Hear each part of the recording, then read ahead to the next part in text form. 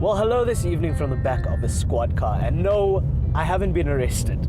We've earned a seat with Chief Superintendent Wayne Minnaar of the Johannesburg Metropolitan Department, and he's going to be telling us about his duties and about the direction of the department going forward. Wayne. Good evening, thank you very much. Thank you so much for giving us your time. It's good to be able to be on Ignition TV. And it's good to be able to be in the back of a squad car without doing anything wrong. That's the advantage of being in the back of the freeway patrol, and you know you haven't done anything wrong. You're not going to be going to a police station. So yet. You're just going on to patrol. So this is your 36th year in this job. Tell us about the beginnings of your career and your progression through the ranks. Yes, I started at the age of 21 in 1981, and I started on a foot patrol in Braamfontein and in the CBD, as it is necessary for officers to start on foot patrol, because there they learn the basics of being an officer. You learn the basics of how to write out a traffic fine. You learn the basics of understanding where cars can park and where they must not park. And in 1983, I was appointed to Freeway Patrol. In 1992, I was appointed to Senior Patrol Traffic Officer. And in the end of 1992, I was promoted to Assistant Superintendent. By 1993, I was promoted to Superintendent. And in 1994, I was appointed to Head of School Driver Education Program. By 1996, I was appointed to Head of the Community Outreach Unit. And in 2001, I was appointed spokesperson of the JMPD when the JMPD was established. Then in 2002, I was promoted to Chief Superintendent. Fantastic. Wayne, you've seen all the tricks in the book then, eh?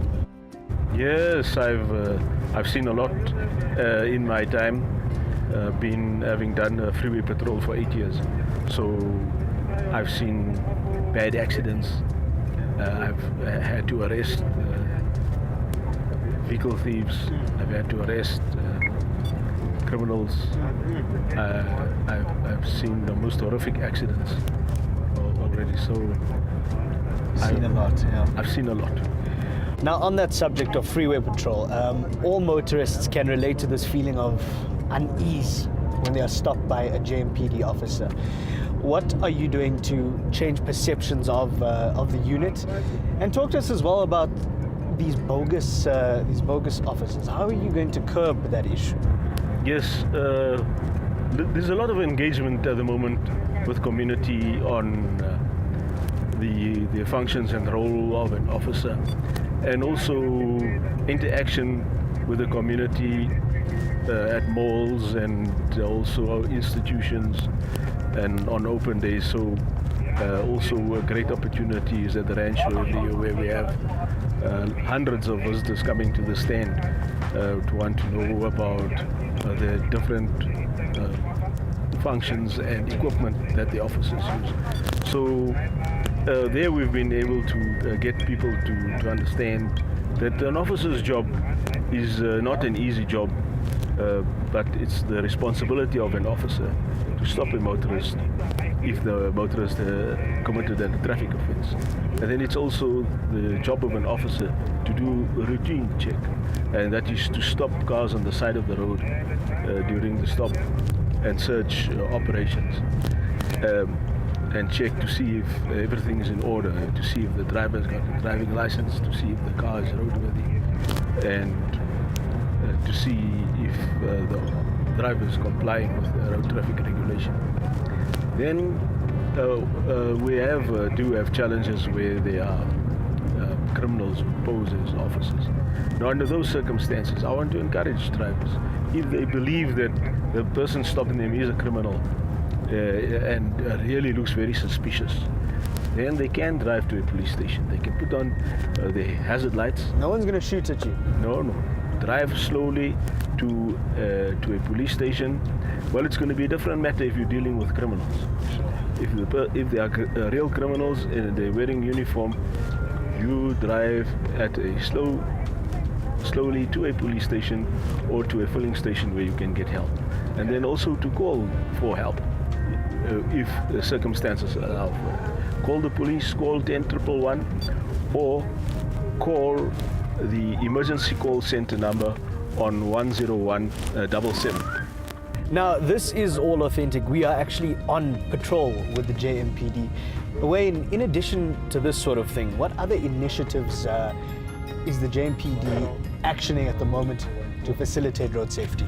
Yes, there are the stop and search operation which gets done daily by all the officers in all of the regions, from Midrand to Orange Farm in the south and from Ruruport on the west border to Eastgate, including Soweto and Alexandra, where officers stop cars daily and at night to do stop and search operations, and that has greatly helped to improving safety, both road safety and also improving the perception of more officers on the road.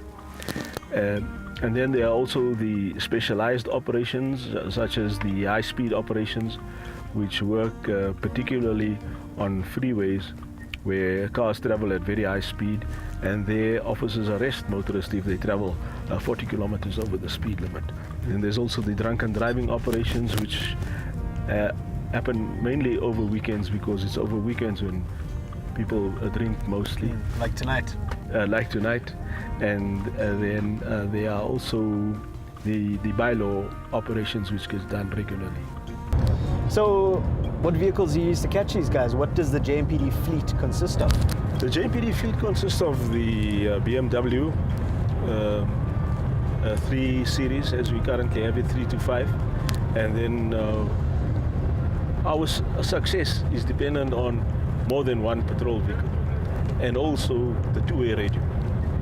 Okay. So it's an average car with no extra power in it, because we're not competing for speed. Okay. Our success is through interception. So cars who are ahead of us, we communicate over the radio with them. Such and such a car is coming through with that number plate, and that car must be blocked off. If they have to block off the road for the purpose of blocking off the car, then we do that. So Wayne, tell us about the challenges of being a JMPD officer, and of course the dangers that come with it. The dangers of being an officer is extreme at times. Just today we lost an officer who was directing traffic on the Maikwana Greyston Bridge.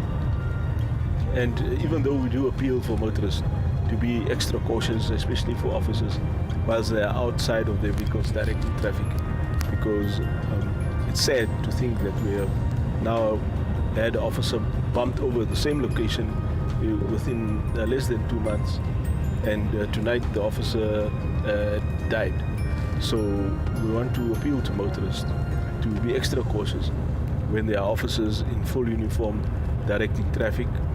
And then another danger is also when officers have to stop particularly armed suspects. There's always the possibility of a shootout, and there's always a possibility of an officer being shot or killed. Being an officer it's a risky job, but for the officers who have got the passion to serve the community and want to serve in their capacity as law enforcement officers, I think it's a very nice job, and it's a very satisfying job for those who love to do it. Well, Wayne, thank you very much for your time this evening, and on behalf of all the motorists in Johannesburg, thank you for running the operation as well as you do. Thank you very much for your contribution and for your support. We are very grateful, and we want to encourage the motorists to cooperate with officers. If they do get stopped and they believe that the officer was wrong in issuing a fine, they do have a right to apply for the cancellation of the fine, or they can apply to go to court to put their case to court or ask for the magistrate to withdraw a fine. So never argue with an officer. I want to encourage all the motorists not to argue with an officer. If you argue with an officer, it does make the situation a little bit more cumbersome, and then one thing leads to another, and then the motorist then end up being arrested. Well, while we do commend your work, obviously it is encouraging to hear that you're saying that we can and we should call JMPD out when they do wrong. Yes, absolutely. Whether the officer is wrong, you can call also the 24-hour emergency hotline, the corruption hotline, 0800 203 712. That is, corruption is involved. 0800 203 712. Okay. But if you need an officer, you can call for an officer on 10177. That's the emergency hotline number. If you need an officer, or if you need help from the JMPD. And with that, I think it's only fitting to conclude with something that my colleague Marius Roberts loves to say. Keep it safe on our roads.